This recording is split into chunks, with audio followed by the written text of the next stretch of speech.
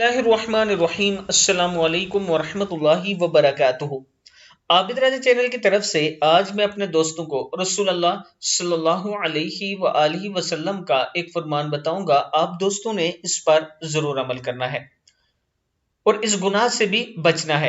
रसूलुल्लाह सल्लल्लाहु अलैहि व आलिहि वसल्लम ने इरशाद फरमाया, हजरत सैयदना अबू हुरैरा रज़ी अल्लाह तआला अन्हु फरमाते हैं कि रसूलुल्लाह सल्लल्लाहु अलैहि व आलिहि वसल्लम ने इरशाद फरमाया, एक औरत को अजाब हुआ एक बिल्ली की वजह से, जिसको इसने न खाना दिया न पानी, न इसको छोड़ा कि वो जमीन के जानवर खाती।